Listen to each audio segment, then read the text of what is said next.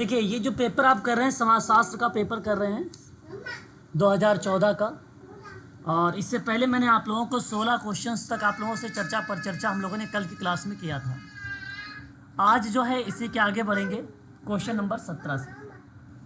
एक सवाल इसमें दिया गया है कि सेरोकिन जिमरमैन, हालांकि कल हम लोगों ने कहीं जिमरमैन का नाम देखा भी था थ्योरीज में, है ना, और गोल्फिन द्वारा प्रतिपादित है एक सिस्टमैटिक सोर्सेज बुक इन रूलर सोशियोलॉजी वॉल्यूम फर्स्ट में ग्रामीण समाज की मूल विशेषताएं प्रथमता अंतर्राष्ट्रीय परिदृश्य का वर्णन किया गया है। ये आपके सामने 3 विद्वानों के द्वारा एक पुस्तक प्रकाशित की गई और उस पुस्तक का नाम है systematic sources book in rural sociology volume first, यानी पहला एडिशन। और इस प्रश्न में ये कहा गया कि यहाँ बताया गया है कि ग्रामीण समाज की मूल विशेषता प्रथमतः अंतर्राष्ट्रीय परिदृश्य का वर्णन किया गया है। अब जिन बच्चों को ये किताब सुने होंगे या उसके बारे में नोट किया होगा उनको पता होगा।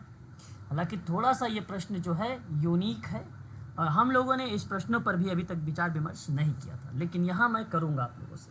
ठीक है, तो फिलहाल आप लोगों को मैं एक बार राय जानना चाहता हूँ कि क्या आप लोग इस प्रश्न का जवाब देना उचित समझेंगे।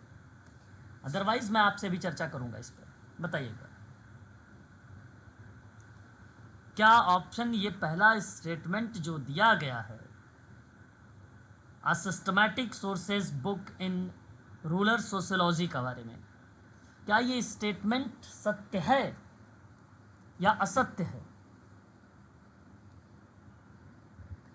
सत्य है भाई, है ना। ये स्टेटमेंट की बात करता हूँ। अगर पढ़ने का मन नहीं है तो पहले बता दीजिए भैया, तो क्लास को हम लोग क्या करते हैं, ऑफ कर देते हैं, है ना। सन 1930 में, सर बुक के बारे में पता नहीं है। ओके, सन 1930 में systematic sources book in rural sociology के बारे में बताया गया था।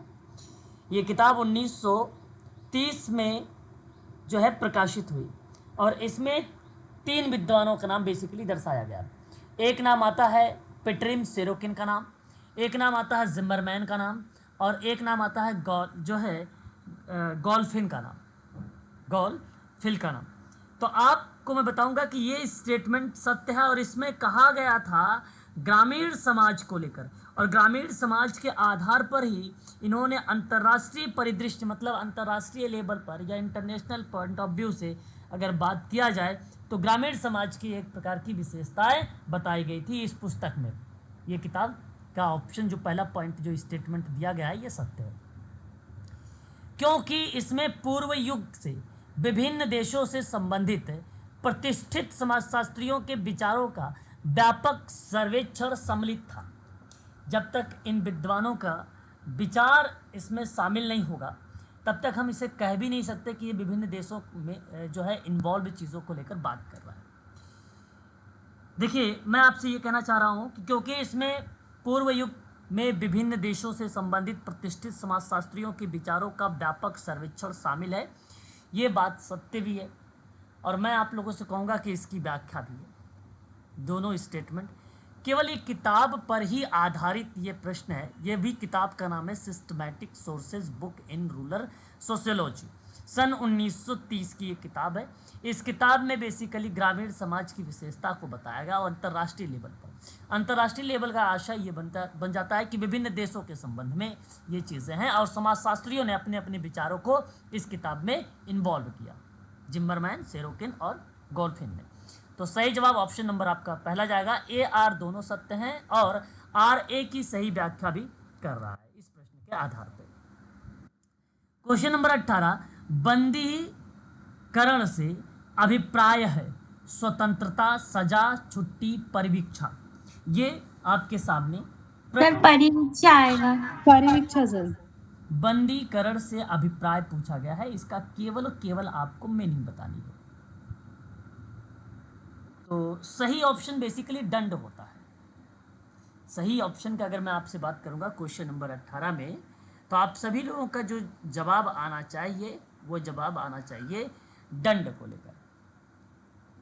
जानते हैं, ये अगर मैं आपसे यहाँ बातचीत या विचार विमर्श कर रहा हूँ बंदीकरण को लेकर, तो उन प्रक्रिया में या उन परिप्रेक्ष्य में इसका आशय होता है कि किसी व्यक्ति या जानवर जिसकी स्वतंत्र रूप से घूमने या कार्य करने की क्षमता एक स्थान पर रखे जाने से सीमित हो जाए।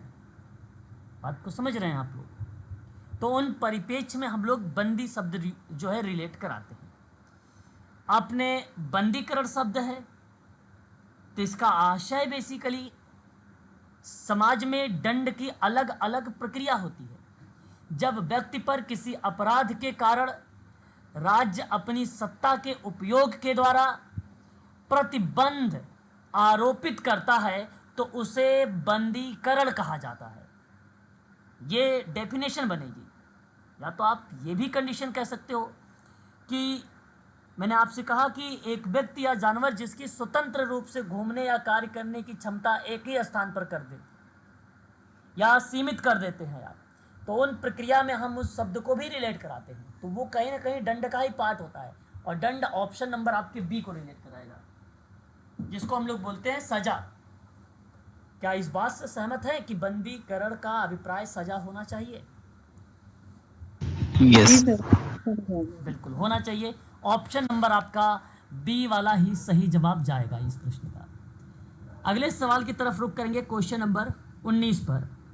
आपसे कहता है कि जेंडर मतलब लिंग के समाजशास्त्रीय विश्लेषण से तात्पर्य है ना, कहा कि निम्न में से किसकी जांच की जानी चाहिए, और वो भी जेंडर के समाजशास्त्रीय विश्लेषण के तात्पर्य के आधार पर।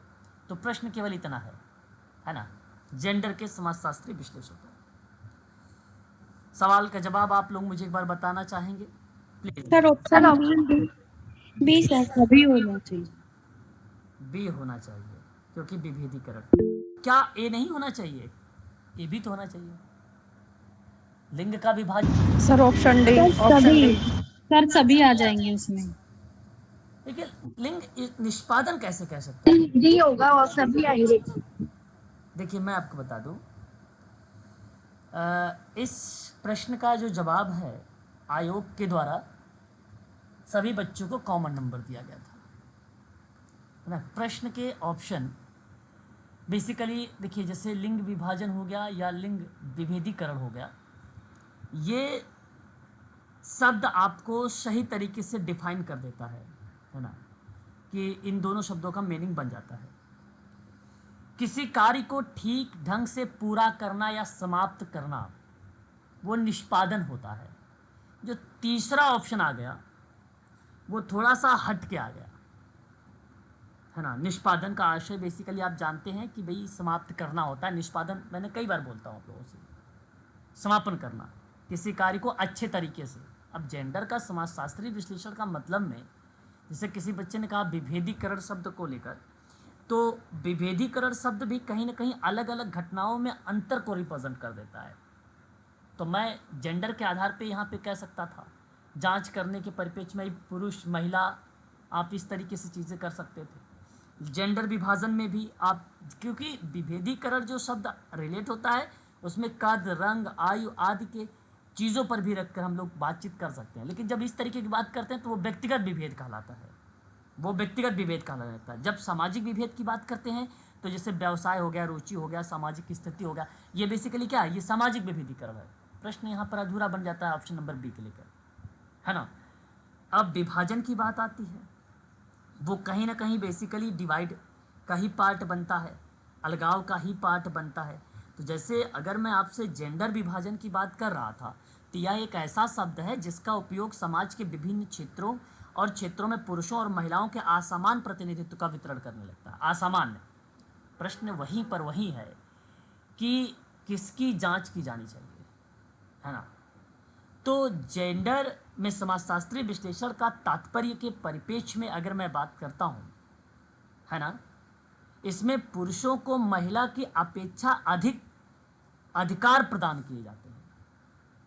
इनमें पुरुषों को महिलाओं की अपेक्षा अधिक अधिकार प्रदान किए जाते हैं। किन में?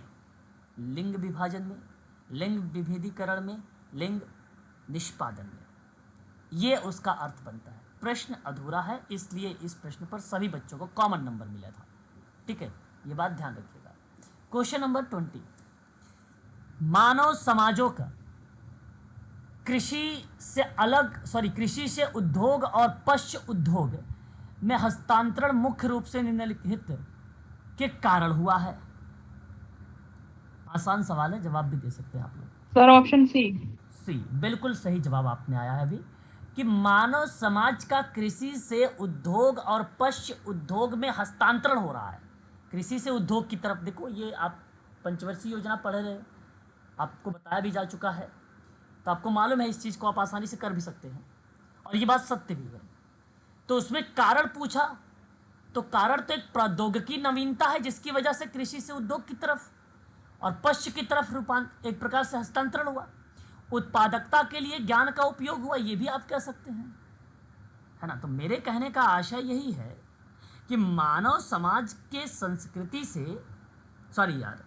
कृषि से औद्योगिक और पश्च औद्योगिक परिवर्तन के तकनीक नवाचार और ज्ञान का उपयोग और गरीबी द्वारा व्यापक रूप से आकृति धारण कर लिया गया है। और इस परिप्रेक्ष्य पर अगर मैं कहूंगा तो ऑप्शन नंबर आपका थर्ड कहूंगा, यानी सी, और सी जवाब आपका करेक्ट हो जाता है यहाँ पर, है ना। ये बात आपको ध्यान रखना होगा। एक सवाल आता है born basically criminal, question number अगर हम बात करते हैं 21 में, इसकी हिंदी अगर मैं बात करूं तो जन्मजात अपराधी की परिकल्पना किसने कहा है? जन्मजात अपराध होता है, ये किस विद्वान का नाम आता है? सदरलैंड, लोम्ब्रोसो, टारडे और गिलिन। आप लोगों को मैंने बता चुका हूं। Lombroso sir. लोम्ब्रोसो। तो देखिए यहाँ आपने सही जवाब दिया है कि या इटली के अपराध विशेष मनोचिकित्सक व मनोवैज्ञानिक, जिनके अनुसार कुछ व्यक्ति इसलिए आपराधिक गतिविधियों में अन्य व्यक्तियों से अधिक संलिप्त होते हैं क्योंकि उनकी जीन संरचना दूसरों से भिन्न होती है। जीन संरचना आपराधिक प्रवृत्ति में प्रत्यक्ष या अप्रत्यक्ष रूप से जिम्मेदार होती है।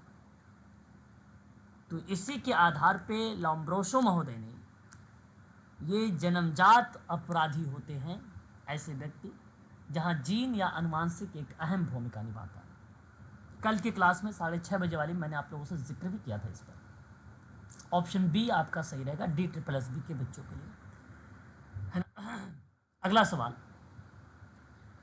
आपके सामने, क्वेश्चन नंबर 22, तीसरी दुनिया के देशों को कार्यों के पर्याप्त पुनः स्थापन का वर्णन करने के लिए new international division of labour का प्रयोग किसने किया था? दुर्खिम। दुर्खिम का प्रयोग गलत है।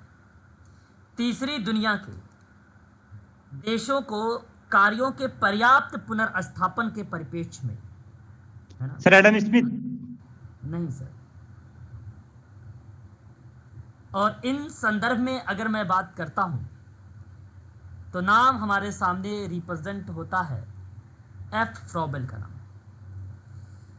तृतीय दुनिया के देशों से आप क्या समझते हैं? बेसिकली यहाँ कॉन्सेप्ट के आधार पे जब बात होती है तो इसकी संकल्पना शीत युद्ध के समय में देखने को मिलती है ना। उन परिप्रेक्ष्य में ये चीज़ें देखने को मिलता है। स्वतंत्र रहने वाले राष्ट्रों के या शीत युद्ध के दौरान तटस्थ को तीसरी दुनिया के देश माना जाता है।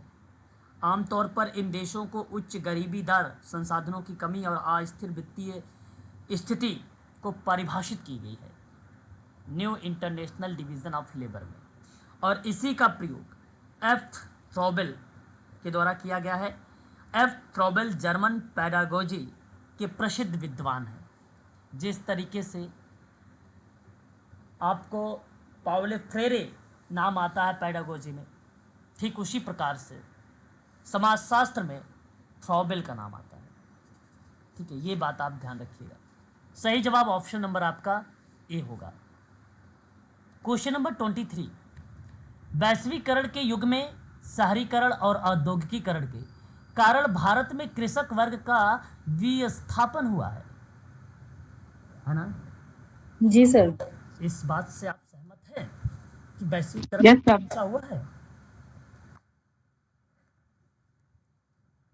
बिल्कुल, ये बात सत्य है। यहाँ ये स्टेटमेंट सत्य है। कारण भी कहता है कि राज्य द्वारा भूमि अधिग्रहण के कारण कृषि वर्ग का निष्कासन हुआ है। देखिए, विस्थापन का कारण कृषक वर्ग का अपनी भूमि में बेदखल होना, जिसके कारण वे शहरों की तरफ रोजी रोटी कमाने के लिए जाने को मजबूर होते हैं। वहीं शहरीकरण और औद्योगिकीकरण की वजह से अवसरों की खोज तथा जीवन स्तर को अच्छा बनाने का प्रयास के कारण भी विस्थापन हुआ है। और इन परिप्रेक्ष्य में अगर बात किया जाए क्वेश्चन नंबर 23 में, तो दोनों स्टेटमेंट सत्य हैं। अतः आप विकल्प बी का चुनाव कर सकते हो। ए और आर दोनों सत्य जवाब है इसके। वैश्वीकरण के युग में शहरीकरण और औद्योगिकीकरण के कारण भारत में कृषक वर्ग का विस्थापन हुआ है। जो मैंने विस्थापन का आशय भी आपको बता दिया, रोजी रोटी कमाने के लिए, है ना, मजबूर होते हैं वो बेसिकली कहीं जाने के परिप्रेक्ष्य में। तो आप कह सकते हो कि औद्योगिकीकरण और शहरीकरण की तरफ वो पलायन कर रहे हैं, यानी ऐसी प्रक्रियाओं पर दर्शा सकते हो। तो राज्य भूमि अधिग्रहण के कारण कृषक वर्ग का निष्कासन भी एक प्रकार से आप यहाँ पर डाल सकते हो। सही जवाब ऑप्शन नंबर सेकंड आपका सही है, बी वाला ऑप्शन। क्वेश्चन नंबर 24, किसी उद्योग में कामगारों के लाभों को किस प्रक्रिया से प्राप्त किया जाता है? मध्यस्थता, सुलह, सामूहिक सौदेबाजी, अधिग्रहण। सर मध्यस्थता। अधिनियम है ये, उससे संबंध में ये शब्द दिया गया है। कहा कि किसी उद्योग में कामगारों के लाभ को किस प्रक्रिया से प्राप्त किया जा सकता है। देखिए, किसी उद्योग में कामगारों के लाभ को बेसिकली सामूहिक सौदेबाजी की प्रक्रिया से प्राप्त किया जा सकता है। अब आप सोच रहे होंगे कैसे या क्यों? क्योंकि कामगार सामूहिक सौदेबाजी के माध्यम से मालिकों पर दबाव बनाते हैं और अपने समूह को लाभ पहुंचाने का प्रयास करते हैं। इसके लिए कामगार यूनियन या ट्रेड यूनियन बनाते हैं, जो एक दबाव समूह का कार्य करती है।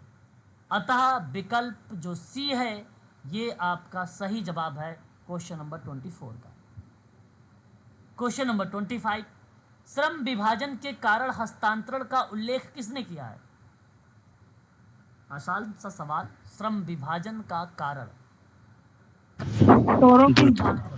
दुर्खिम। Sir Durkheim. देखिए, आप लोग शब्दों को सही तरीके से नहीं यहाँ पर उल्लेख कर पा रहे हैं। श्रम विभाजन के कारण पूछा गया, हस्तांतरण का उल्लेख। यहाँ श्रम विभाजन का अवधारणा को लेकर बात नहीं किया गया, लेबर डिवीजन की बात नहीं की गई। और हस्तांतरण का उल्लेख में नाम मिलता है कार्ल मार्क्स का। अब कैसे, ये भी सुनिए। उन्होंने आर्थिक अभिव्यक्ति को हस्तांतरण का कारण बताया था। आर्थिक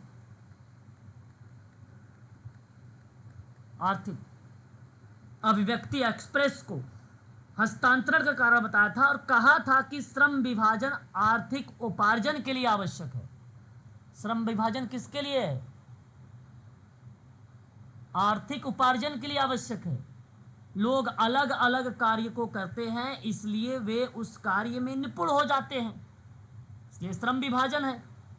और उनमें विशेषता आती है कि उनकी मांग बढ़ जाती है और जिससे उनकी आर्थिक उन्नति होती है, जिसके कारण हस्तांतरण की प्रवृत्ति बढ़ जाती है।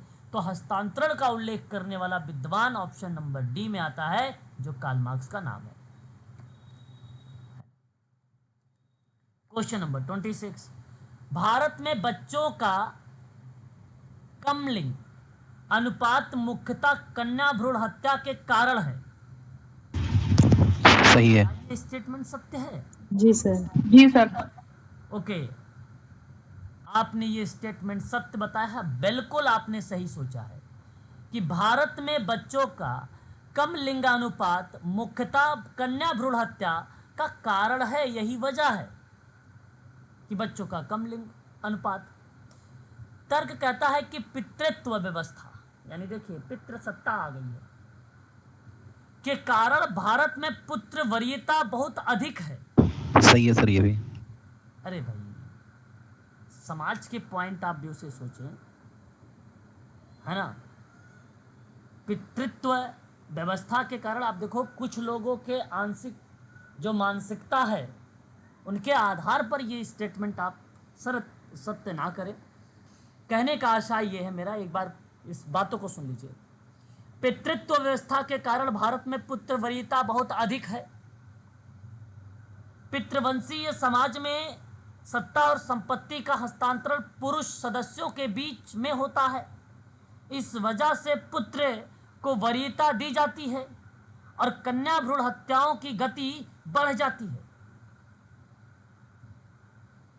है कि नहीं? बताइए। कन्या भ्रूण हत्या का जो कंडीशंस हो जाती है फिर वहां पर बढ़ जाती है, जी है ना। ये बात आप कह रहे हैं सत्य है, लेकिन आज के समाज के पॉइंट ऑफ व्यू से देखा जाए, क्या ऐसा होना चाहिए? सर होना तो नहीं चाहिए, लेकिन ये तो कथन जो कह रहा है लेकिन सत्य ही है सर इसमें। देखिए, आपको आलोचना नहीं, यहाँ प्रश्न में आलोचना नहीं है सर। कभी भी प्रश्न आलोचनात्मक होता ही नहीं। एक बार पीएचडी में एक सवाल आया था, केवल आलोचना की परिभाषा बस। प्रश्न कभी भी एग्जामिनर ऐसा नहीं देता जिस प्रश्न में वास्तविकता ही ना हो उस प्रश्न को दिया जाए।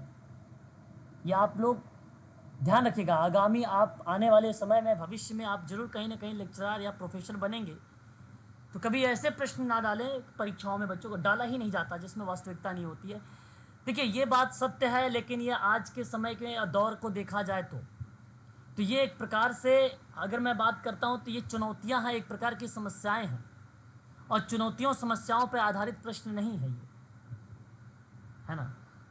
सर आज के परिप्रेक्ष्य को देखते हुए तो ये क्वेश्चन गलत है, मतलब स्टेटमेंट रॉन्ग है। बिल्कुल बिल्कुल, मेरा कहने का आशय यही था।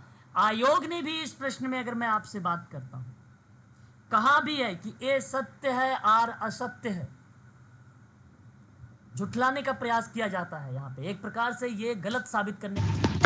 लेकिन सर इसमें सर स्पष्ट लिखा हुआ है कि पितृसत्तात्मक व्यवस्था के कारण, इसमें सर रीजन दिया गया है पितृसत्तात्मक। अगर मैं आपसे कहूँ तो ऑप्शन नंबर, आप बहुत सारे बच्चे ए की तरफ झुकाव करेंगे, है ना, और बहुत सारे बच्चे ऐसे भी होंगे इसमें जो बी की तरफ भी जाएंगे। अच्छा सर, मैं ये बता सकता हूँ, एक बार मेरी बात सुन लीजिए सर, फिर आपकी बात को मैं सुनता हूँ। जो ऑप्शन नंबर ए है, ए की वजह ये बन सकती है कि पितृ व्यवस्था के कारण जो है पुत्र वरीयता बहुत अधिक होती है, क्योंकि पितृत्व व्यवस्था ये चाहता है कि भाई पुत्र को प्राथमिकता देता है। इसलिए यहाँ पर ये प्राचीन समय की बात है ना, उस समय, क्योंकि ये कुरीतियाँ थी, एक प्रकार की समाज में बुराइयाँ थी, इसको समाप्त करना था। तो एग्जामिनर ये जानना चाहता है क्या आप इसके तरफ हैं, क्या आप इसको समाप्त करना चाहते हैं या आप इसमें एक्टिव हैं।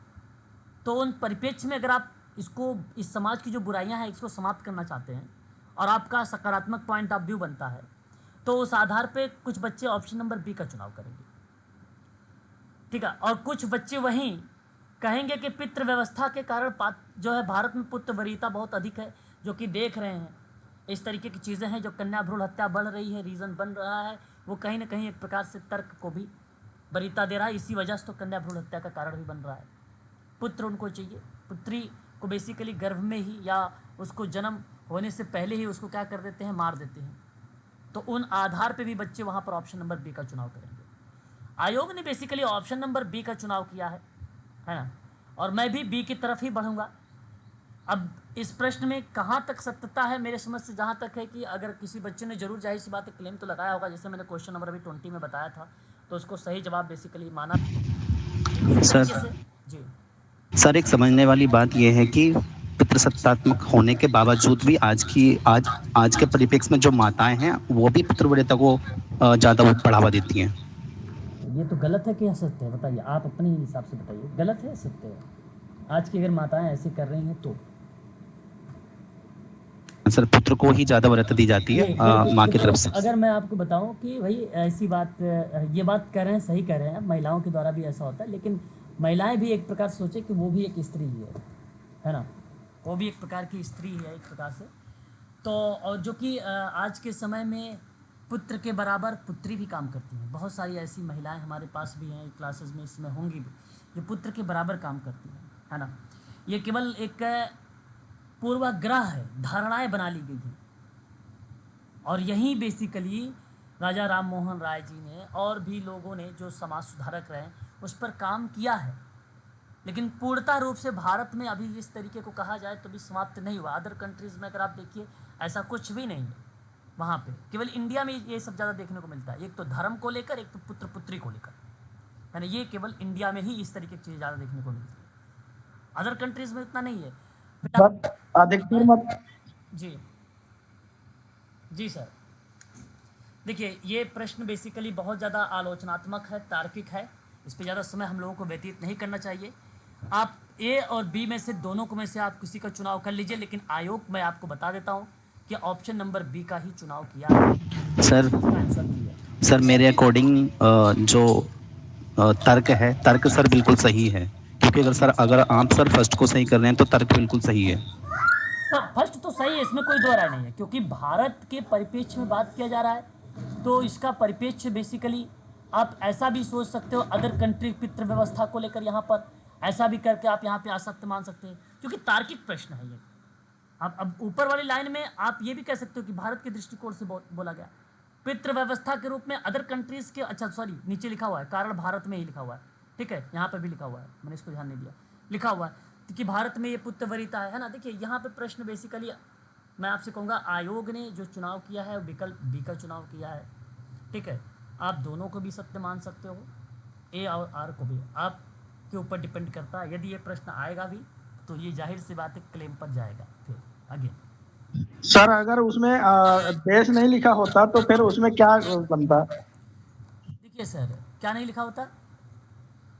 सर अगर जैसे भारत नहीं लिखा होता, बाकी सेम पॉइंट शब्द वही भारत, रहते, तो उसमें फिर तो बी होता सर। हाँ, अगर यहाँ पे भारत ना लिखा होता तो ये भी बात सत्य आपने कहा कि भारत में, देखो मैंने आपसे पहले भी बता दिया, और आप लोग किताब भी पढ़ते होंगे, आप लोग न्यूज़ भी देखते होंगे, ज़्यादातर तो इंडिया भी, ये आपको पता है कारण भी कि भारत आज क्यों इतना कुछ चीज़ों में पीछे रह जाता है। यही चीज़ वजह है, धर्म को लेकर, पुत्र को लेकर, है ना, यही सारी चीज़ें वजह है। हाँ, अगर सर यहाँ भारत नहीं होता तो फिर ये दुनिया के परिप्रेक्ष्य में चले जाता, और दुनिया के परिप्रेक्ष्य में बहुत सारे देश हैं, हर एक देश की अपनी अपनी अवधारणाएं हैं, तो उस कंडीशन में जाकर के ठीक होता। चलिए ठीक है, अगर आप लोग कह रहे हैं ऑप्शन नंबर ए को लगाइए तो मैं ऑप्शन नंबर ए को लगा रहा हूँ। तो फिर आयोग ने जो दिया हुआ आंसर किया उसमें बी दिया हुआ, एक बार जो है इसको भी आप लोग करेक्ट कर लीजिएगा फिर वहाँ पे, है ना, समझ लीजिएगा। ठीक है, ऐसे प्रश्न थोड़े से अपवादिक होते हैं, लेकिन इस पर आलोचनात्मक एक क्वेश्चन बनते हैं। ठीक है, राष्ट्रीय जनसंख्या नीति 2000 का एक उद्देश्य था, ठीक है, 2014 का पेपर है, इसका मतलब ये बात सत्य है कि 2000 के परिपेक्ष में जो भी बातें की गई होंगी अच्छी की गई होंगी। तत्काल में आप ध्यान रखिएगा, गर्भ निरोधक की आवश्यकता, ठीक है, तत्काल में स्वास्थ्य देखभाल, बुनियादी सुविधाएं तथा शिशु स्वास्थ्य देखभाल से संबंधित रहा है, और ये पॉइंट आपका इससे रिलेट कराता है, 2000 का ये उद्देश्य के अंतर्गत इंक्लूड है। दूसरा कहता है मध्य अवधि को लेकर, मध्य अवधि का संबंध सीधा सीधा प्रचलात्मक रणनीति से हो जाता है, उसके क्रियान्वयन में के अगर मैं बात करता हूं माध्यम से, ठीक है, TFR को, है ना, ये बेसिकली टोटल फर्टिलिटी रेट है, जो 2010 का प्रतिस्थापन का स्तर लाने की बात करता है। और मैं बताऊं ये फैक्ट है, ये बात सत्य है, उसमें इन्वॉल्व है, इसको मध्य अवधि कहा गया।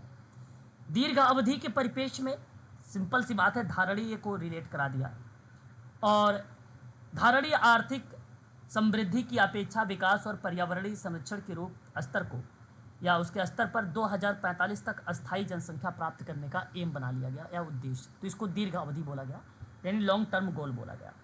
ठीक है, और आप इस तरीके से मैच कर सकते हैं, पहले का पहला, दूसरे का तीसरा, तीसरे का दूसरा, 1 3 4, सॉरी 1 3 2, 1 3 2 ऑप्शन नंबर बी सही है। 1 3 2। अगले सवाल की तरफ रुख करेंगे। ज्ञान आधारित विकास किस पर निर्भर नहीं है? निर्भर नहीं है, तुरंत सर्कल करिए या अंडरलाइन करिए। नहीं है। सर उत्पादन के लिए ज्ञान। ज्ञान आधारित विकास, देखिए पूर्वानुमान के लिए ज्ञान है, इस पर निर्भर नहीं है। हाँ सर जी। ठीक है, क्योंकि ज्ञान आधारित विकास में ना पूर्वानुमान के लिए कोई जगह ही नहीं होता है ना, या यथा स्थिति एवं अपने ज्ञान के आधार पर विकास करने का प्रयास करती है। पहले के ज्ञान और तत्कालीन ज्ञान के आधार पर समस्या समाधान करके योजनागत विकास किया जाता है, वो कंडीशन दर्शाता है। ज्ञान आधारित विकास किस पर निर्भर नहीं है? वो ऑप्शन नंबर सी पर निर्भर नहीं है। ज्ञान संचय, कलेक्शन, प्रसार, विस्तारित करना, उत्पादन के ज्ञान, ये तीनों हैं, लेकिन ऑप्शन नंबर आपका जो है सी वाला नहीं है, इसलिए आपका सी ऑप्शन सही जाएगा। कौन सी ग्रामीण समाज की विशेषता नहीं है? फिर आप सर्कल करिए और उसको बताइए। ग्रामीण समाज की विशेषता, अब आसान सा सवाल है ये, मुझे उम्मीद है आप बता देंगे। केवल शब्दों का केवल खेल है यहाँ पे। सर ऑप्शन डी, ग्रामीण विभेदीकरण। सर विभेदीकरण नहीं होगा, विभेदीकरण नहीं होगा, बिल्कुल सही जवाब आप बता रहे हैं। संयुक्त परिवार देखो एक प्रकार से ग्रामीण समाज की विशेषता है। कृषि और अर्थव्यवस्था भी है। प्राकृतिक पर्यावरण के पूर्व जो है एक प्रकार से बाहुल्य की बात करें उस पर भी है, लेकिन विभेदीकरण का पाठ कहीं पर नहीं मिलता है, क्योंकि ग्रामीण समाज में यांत्रिक एकता पाई जाती है ना, ये एक दूसरे पर निर्भर होते हैं, ग्रामीण आत्मनिर्भर इकाई के रूप में होते हैं। हाँ क्योंकि सर इसमें फर्स्ट ऑप्शन जो संयुक्त परिवार है, तो संयुक्त का मतलब तो वहाँ विभेदीकरण तो बिल्कुल नहीं होगा। बिल्कुल नहीं होगा, और स्वयं को वो एक समूह में रूप में जोड़ते भी। गांव में आज भी चले जाओ, देखो यूनिटी बनी रहती है ना, और आज भी लोग आपको एक साथ खड़े हो जाते हैं मदद करने के लिए। ये अलग की बात है कि समय परिवर्तित हो रहा है ना। लोग जो है बेसिकली शहरों की तरफ पलायन कर रहे हैं, लोग जागरूक भी हो रहे हैं, लोगों के अंदर भी अलग अलग चीज़ें आती है। ये कहीं ना कहीं एक प्रकार की चुनौतियाँ देखने को मिलती है, उन पार्ट में इस चीज़ को देखने को मिलता है, परंतु विभेदीकरण ये पार्ट नहीं है ग्रामीण समाज का। 30 नंबर सवाल कहता है कि शहरी और औद्योगिक केंद्रों में गंदी बस्तियों किशोर अपराध प्रवृत्ति को जन्म स्थल होती है। क्या ये बात से आप सहमत हैं कि जो हाँ सर बिल्कुल। औद्योगिक केंद्र है, जी सर सहमत हूं। बिल्कुल होना भी चाहिए आप लोगों को सहमत। बिल्कुल सर। देखिए मैं आपको बता दूं कि शहरी और औद्योगिक केंद्रों में गंदी बस्तियां किशोर अपराधी प्रवृत्ति को जन्म स्थल के रूप में रिप्रेजेंट होती है। और मैं आपको बता दूं कि अशिक्षा, असामाजिकता, अज्ञानता का परिणाम स्वरूप शहरी और औद्योगिक केंद्रों में गंदी बस्तियां किशोर अपराधियों की प्रवृत्ति के जन्म स्थल मान सकते हैं आप, ऐसा आप कह सकते हो। अशिक्षा है, असामाजिकता है, अज्ञानता है ना, चोरी हो गई, अपराध हो गया, ये सब विभिन्न प्रकार की चीज़ें होती हैं अपराध में, उन को ये कहीं ना कहीं दर्शाने लगता है। तत्पश्चात तर्क कहता है कि किशोर ग्रामीण क्षेत्रों में या क्षेत्रों से औद्योगिक और शहरी क्षेत्रों में रोजगार के, जो किशोर ग्रामीण क्षेत्र से, देखिए ग्रामीण किशोर लोग औद्योगिक और शहरी क्षेत्र की तरफ क्या होते हैं, अग्रसर होने लगते हैं, रोजगार की तरफ बढ़ने लगते हैं। क्या आप जी इस सर बात जाते से हैं सर, जाते हैं सर। जाते हैं? जी सर। किशोर ग्रामीण क्षेत्रों से औद्योगिक और शहरी क्षेत्रों में रोजगार के लिए जाते हैं, ये भी बात सत्य है आपकी। झुकाव किस प्रश्न की तरफ आप लोगों का होना उचित रहेगा?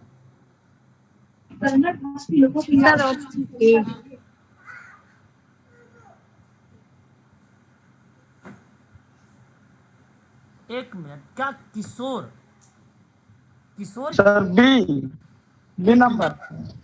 तर्क अभी स्पष्टीकरण नहीं हुआ, फर्स्ट अभी तर्क स्पष्टीकरण नहीं हुआ, पहले आप ध्यान से सुने। किशोर लिखा हुआ है, किशोर ठीक रहेगा या वयस्क ठीक रहेगा? ऑप्शन देखिए। किशोर का मतलब युवा से निकल के आएगा। टीन एज होता है सर, 18, 12 से 18 वर्ष आयु। हाँ तो सर गलत हो जाएगा। बिल्कुल सही जवाब आप बता रहे हैं। यहाँ पे यहाँ अगर बात किया जाए, ये स्टेटमेंट असत्य है। बिल्कुल सर। ये स्टेटमेंट असत्य है, किशोर ग्रामीण क्षेत्र से औद्योगिक और शहरी क्षेत्र में रोजगार के लिए जाते हैं। ये आ चुकी सर। बल्कि वयस्क कामगार रोजगार के लिए इन क्षेत्रों में जाते हैं। ये कहना कथन स्टेटमेंट सत्य रहेगा। ए सत्य है, आर असत्य है। यहाँ पर विकल्प ए को सी सर। सी है। अच्छा, सी को जी। आप यहाँ पे सी का चुनाव करिए। विकल्प जो है सी आपका सही माना जाए। सर फर्स्ट वाला जो स्टेटमेंट है इसमें सर कार्ल मार्क्स ने बहुत ज़्यादा गहराई में जाकर के बात की है। क्या बिल्कुल आप यहाँ अगर कह रहे हैं कि जो है अपराधों को लेकर के बात की जा रही है, यहाँ पे प्रवृत्ति को लेकर, कि शहरी और औद्योगिक केंद्रों में गंदी बस्तियों में किशोर अपराध की प्रवृत्ति का जन्म स्थल है। ऐसा माना जाता है कि भैया शिक्षा है, असमानता है, सामाजिकता है, अज्ञानता है, इन्हीं के परिणाम स्वरूप ऐसा होता है। और किशोर अरे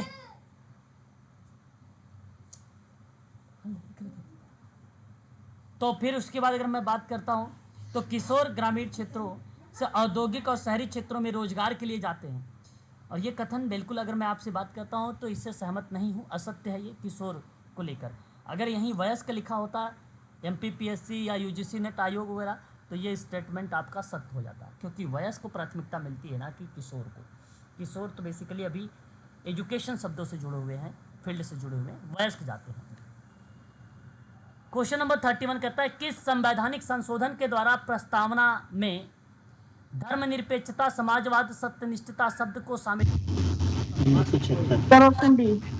1976। बिल्कुल आपने यहाँ पे 42वां संविधान संशोधन 1976 का नाम आपने लिया है। और मैं आप लोगों को पहले भी एक शब्द बताया था, पास। पंथ निरपेक्ष, धर्मनिरपेक्ष, अखंडता और समाजवाद जैसे शब्द की बात करता है। तो जहाँ बेसिकली पंथ निरपेक्ष को धर्मनिरपेक्ष भी कह सकते हो, अखंडता को आप अखंडता के रूप में ही रिप्रेजेंट कर सकते हो, और वहीं अगर हम बात करते हैं अखंडता को सत्यनिष्ठता भी कह सकते हो, सत्यनिष्ठता भी बोल सकते हो, और समाजवाद तो समाजवाद शब्द को ही रिलेट कराता है। तो मूल संविधान में इन शब्दों को बेसिकली प्रस्तावना के अंतर्गत शामिल किया गया है ना। ये बात आपकी सत्य है। ऑप्शन नंबर डी आपका सही जाएगा। एक क्वेश्चन आया हुआ है लिव इन रिलेशनशिप का, आप लोगों ने तो नाम सुना ही होगा, लिव इन रिलेशनशिप। हाँ सर बिल्कुल। एक नवीनतम प्रघटना है, और ये भी बात सत्य है कि एक नवीनतम प्रघटना है। एक प्रकार से यहाँ हम विचार विमर्श कर सकते हैं कि जो निम्न में से किस समाज में पाई जाई या जो समाज में पाई गई और उसको स्वीकार भी की गई। समाज बताना है कि जहाँ लिविंग रिलेशनशिप सरी घटना जो देखने को मिली वो किन समाज में पाई गई और उसे स्वीकार की गई। जनजाति, ग्रामीण, शहरी, विश्वनगर। सर इसका दो ऑप्शन बन रहे हैं सी और डी, लेकिन सर प्रायोरिटी किसको देंगे? विश्वनगर। यहाँ आप कह रहे हैं शहर भी बन रहा है और विश्वनगर भी बन रहा है। शहर सर।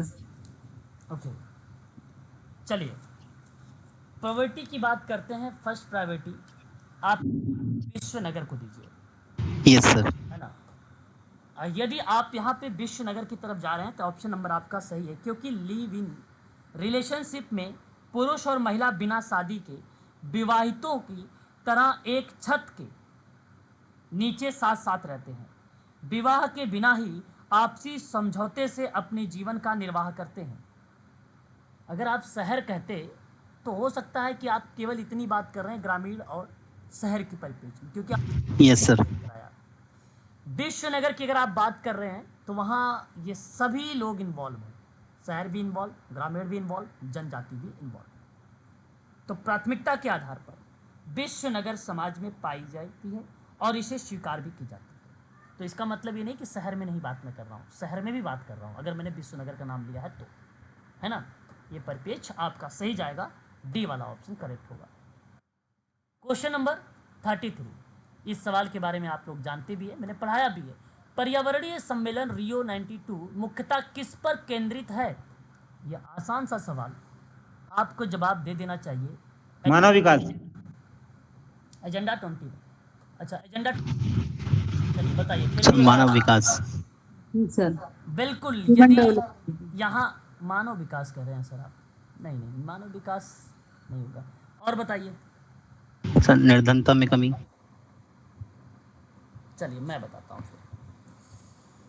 देखिए, पर्यावरणीय सम्मेलन रियो 92 का जो मुख्य केंद्र बेसिकली या विषय जो रहा है, ये कहने का आशय है 3 से लेकर 14 जून सन 1992 की बात है, 92 की बात है। जेनेरो में पर्यावरण और विकास पर संयुक्त राष्ट्र सम्मेलन हुआ, जिसकी मेजबानी UNCED ने की थी। इस सम्मेलन का फोकस वैश्विक पर्यावरण की स्थिति और राजनीतिक संदर्भ में, अर्थशास्त्र में, विज्ञान में पर्यावरण के बीच संबंधों पर बेस्ड था या उसी पर आधारित था। अपनी भूमिका बेसिकली UNCED ने एक सकारात्मक निभाया है। यूनाइटेड, इसको कहा जाता है the United Nations conference on environmental and development, UNCED को मैं लिख देता हूँ, United Nations convention, sorry conference करिएगा, कन्वेंशन ना करके कॉन्फ्रेंस करिए, ऑन इन्वायरमेंट एंड डेवलपमेंट। इन परिप्रेक्ष्य में ये नाम देखने को मिलता है रियो डी जेनेरियो, जिनमें पर्यावरण और विकास को लेकर बातचीत हुई। इन परिप्रेक्ष्य में अगर मैं आपसे बात भी करता हूँ तो इस प्रश्न का जवाब प्रोत्साहन योग्य विकास पर बात की गई। कहने का आशय ये था, क्योंकि पर्यावरणीय सम्मेलन रियो 92 मुख्यतः प्रोत्साहन योग्य विकास पर ही केंद्रित था। रियो 92 में वैश्विक पर्यावरण सुविधा कोष की स्थापना की गई और एजेंडा 21 को लागू भी किया गया था। उसी समय ये भूमिका देखने को मिली थी। ब्राजील के रियो डी जेनेरियो में यह आयोजित हुआ था पृथ्वी शिखर सम्मेलन। ये बात आप और विकास पर संयुक्त सम्मेलन था। पॉइंट रखना है ध्यान। पॉइंट ये है कि पर्यावरण सुविधा कोष की स्थापना एक था, दूसरा आपका था एजेंडा 21 को लागू करना, और उन्हीं एजेंडा 21 के जो उद्देश्य हैं प्रोत्साहन योग्य विकास पर बात करना, वही पर्यावरण सम्मेलन रियो 1992 का बेसिकली भूमिका थी। यदि आपको ये पता होगा कि रियो 21 का उद्देश्य क्या है, तो आप आसानी से इस प्रश्न का जवाब दे सकते हैं। 21 का उद्देश्य पता होना चाहिए। संधारणीय विकास को प्राप्त करना है, आपसी आवश्यकताओं को साझा करना है, वैश्विक सहयोग के माध्यम से पर्यावरणीय क्षति, रोग और दरिद्रता इत्यादि से निपटने की बात की गई है। उन्हीं परिप्रेक्ष्य में ऑप्शन नंबर बी आपका सही होता है, प्रोत्साहन योग्य विकास। ठीक है। Question number 34, social mobility in industrial society नामक पुस्तक है, और इस पुस्तक के रचयिता कौन है, ये पेपर में आ भी चुका है। सर मर्टन का नाम सर PL बर्जर नहीं। मैं आपको बताऊंगा social mobility and industrial society के बारे में। तो SM लिफसेट और R बेनेडिक्ट का नाम आता है, R बेनेडिक्ट का नाम आता है 1959 में। आपको बता दूं, इन्होंने कहा कि सामाजिक गतिशीलता और औद्योगिक समाज की प्रमुख विशेषता है। जो सामाजिक गतिशीलता है वो औद्योगिक समाज की प्रमुख विशेषता है। महजूद साहित्य के सावधानी पूर्वक विश्लेषण में लेखकों ने अपने कुछ तर्क शामिल किए और कहा कि सामाजिक गतिशीलता औद्योगिकीकरण की प्रक्रिया में एक अभिन्न अंग है या एक अभिन्न और सतत पहलू है। तो व्यावसायिक गतिविधियों के क्षेत्र में या उत्कृष्ट और ग्रंथ बुनियादी संदर्भ के स्रोत के रूप में जारी होता है, जहां नाम लिफसेट और R बेनेडिक्ट का नाम आता है social mobility in industrial society 1959 में। सही जवाब ऑप्शन नंबर ए होगा, ना कि आपका मर्टन और बर्जर। सही जवाब ऑप्शन नंबर आपका। Okay sir. क्वेश्चन नंबर 35, सवाल आपके सामने है, सूची बनाई गई है 1-2 करके, आपको उनसे मैच करना है कौन सी सूची किससे मैच होनी चाहिए। सवाल आपसे कहता है कि delinquency of opportunities, point number A में क्या जवाब होना चाहिए सही, प्लीज। सर क्लोवर्ड और ओलिन। हाँ सर, क्लोवर्ड और ऑल होगी। ओके, यदि आपने क्लोवर्ड का नाम का चुनाव किया है और ओहलिन का नाम आपने चुना है, तो इन्हीं के द्वारा ये किताब जो है रचित है या लिखित गई है, या इनके द्वारा किताब जो है लेखन हुआ है। ठीक है, अतः मैं आप सभी लोगों से यहाँ इस प्रश्न के जवाब देना उचित समझूंगा कि जो यहाँ नाम पहले से पहले मैच हुआ है ये स्टेट। जी सर, सामने सामने वाले। हाँ सर, सर आपकी ट्रिक। आपकी ट्रिक सर। अच्छा, इसी ट्रिक को आपने फॉलो कर दिया है, क्या बात है फिर तो। जी सर, जी सर। चलो बहुत बढ़िया। सोशियोलॉजी ऑफ जो डिविडेंट बिहेवियर है वो नाम आ जाता है क्लीनॉर्ड का नाम। यहाँ बेसिकली क्लीनॉर्ड ने कहा है कि व्यक्ति के व्यवहार पर उसके समाज और संस्कृति का व्यापक प्रभाव पड़ता है इस किताब में, और ये बात सत्य है। सोशल इनइक्वालिटी की बात करते हैं तो आंद्रे बेतई का नाम आ जाता है, और आंद्रे बेतई ने बताया है कि जिस समाज में असमानता का स्तर जितना ज़्यादा होता है वहाँ विचलन की संभावना उतनी ही अधिक होती है। वहीं डेवियंस एंड सोसाइटी की बात अगर हम करते हैं तो टाइलर का नाम हमें देखने को मिलता है, और इस पुस्तक में विचलन और समाज की भूमिका पर प्रकाश डाला गया है। अतः इन किताबों के बारे में जो स्टेटमेंट बताई गई है उन्हें भी आप लोगों को ध्यान में रखना होगा। अतः आप कह सकते हैं विकल्प जो पहला है ये सही जवाब है। ठीक है, ऐसे जब आपको ये चीज़ें समझ में ना आए तो आपको मैंने पहले ही बताया है ट्रिक, और उसको फॉलो करोगे कारगर साबित होगी। सर सर जी जी बोलिए। सर, अभी आपने एक वर्ड यूज़ किया था विचलन। सर विचलन जो शब्द है ये नेगेटिव सेंस में आता है? बिल्कुल, विचलन नेगेटिव शब्द है सर। विचलन नेगेटिव शब्द है, अपराध नेगेटिव शब्द है, दंड नेगेटिव शब्द है। Okay sir. ठीक है, ये सब नेगेटिव शब्द है। आगे बात करते हैं, क्वेश्चन नंबर हमारे सामने 36 का है, क्लास एंड क्लास कॉन्फ्लिक्ट। ये किताब मैं पढ़ा चुका हूँ, बता भी चुका हूँ इसके बारे में। Karl Marx. इंडस्ट्रियल सोसाइटी का नाम, और यदि आप कार्ल मार्क्स बता रहे हैं तो गलत जवाब बता रहे हैं। सर डॉरेंडॉर्फ। बिल्कुल, आर का नाम अगर आपने यहाँ पे लिया है तो सही जवाब दे रहे हैं। ऑन डॉरेंडॉर्फ के बारे में class and class industrial society की बात अगर मैं करता हूँ तो राउफ डॉरेंडॉर्फ का नाम आता है, और वर्ष के साथ सन 1957 में आता है। H.H. पल्लामेन ने सोशल वर्क में समस्या समाधान का उपागम दिया था इस समय, और केस वर्क में रॉबर्ट बिस्टिक के द्वारा उस समय 1957 में ही सिद्धांत आए थे, प्रिंसिपल्स आए थे।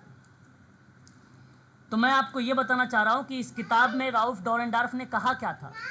कहा था कि शक्ति और सत्ता के संबंध वर्ग संघर्ष को जन्म देता है, ना कि आर्थिक संबंध को।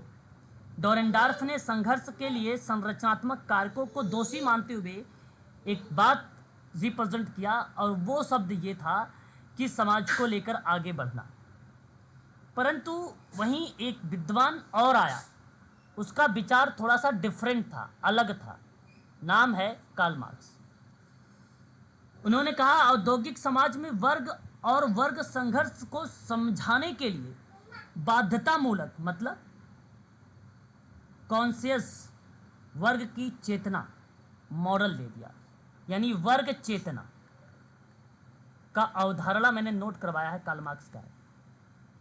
इसी पर इन्होंने बताया था, लेकिन इस किताब के लेखन का नाम आर डॉरेंडॉर्फ है, ना कि कार्ल मार्क्स है। अवधारणा में नाम आता है कार्ल मार्क्स का। निम्नलिखित में से क्वेश्चन नंबर 37 कहता है कौन सा वैश्वीकरण का सूचक नहीं है? सूचक नहीं है, आप सर्कल करिए नहीं पर और जवाब बताइए।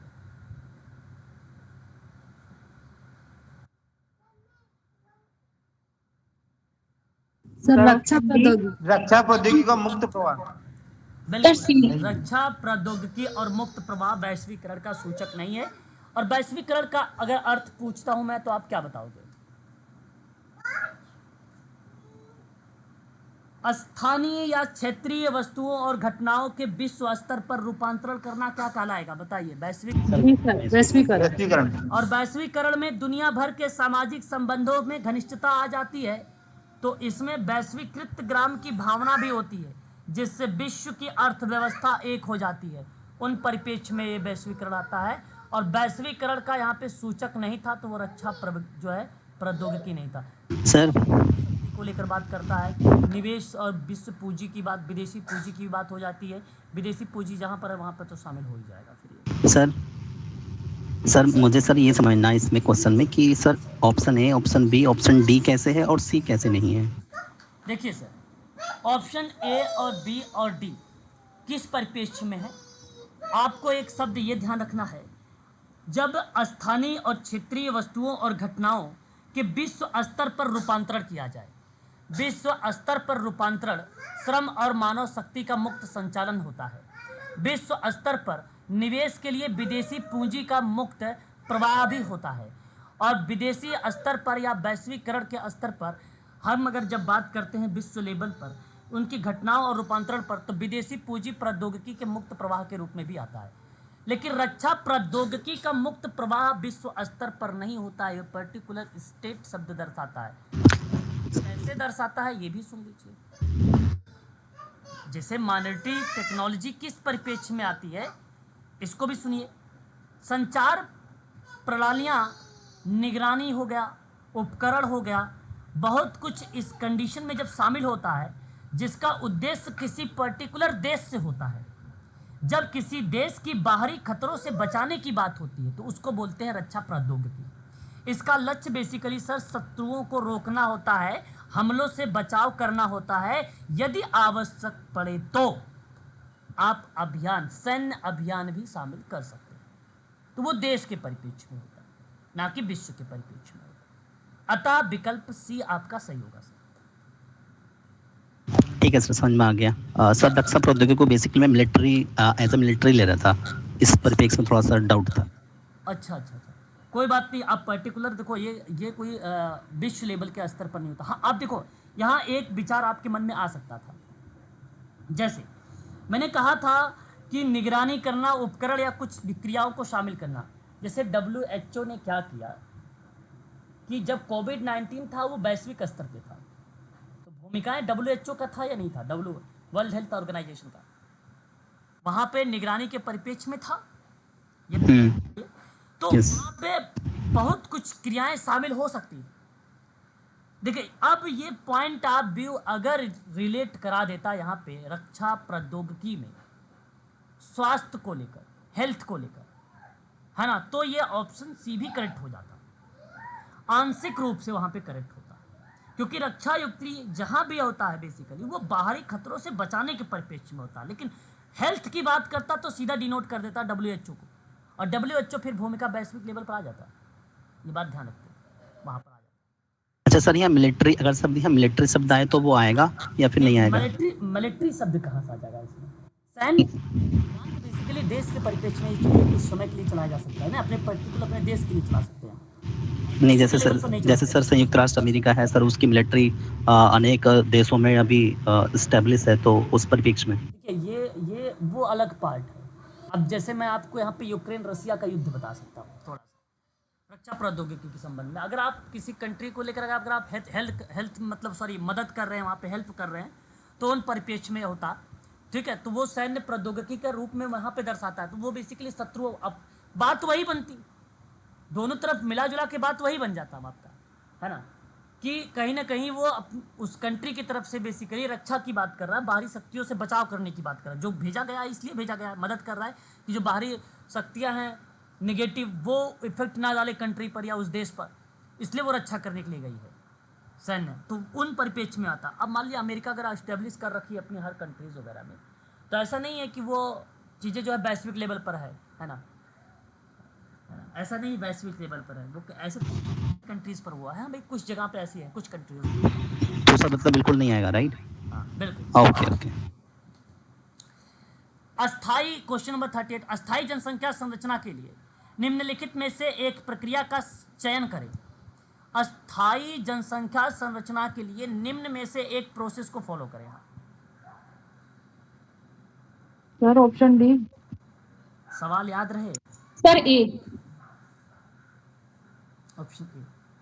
किसी बच्चे ने डी की तरफ बताया शायद। हाँ सर, डी होगा, डी होगा सर। स्थिर जन्म दर और घटती हुई मृत्यु दर।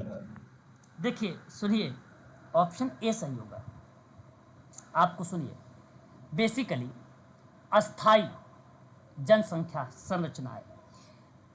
परीक्षा में आप जब भी जाएं तो आप सवाल 50% सॉल्व कर लेंगे यदि आप प्रश्न को सही से पढ़ा है तो, है ना।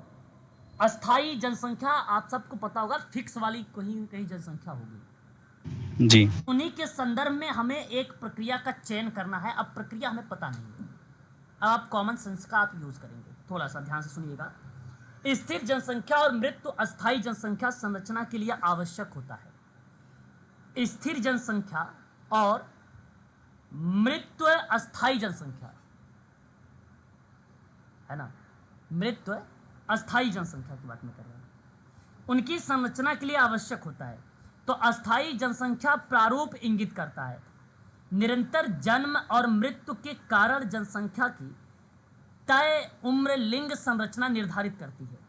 अर्थात एक निरंतर वृद्धि पर सकारात्मक और नकारात्मक कंडीशन निर्धारित हो सकती है।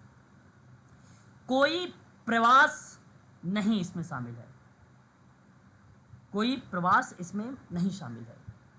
तो एक अस्थाई जनसंख्या संरचना के लिए वह प्रक्रिया कौन सी हो सकती है? तो स्थिर जन्म और मृत्यु हो सकती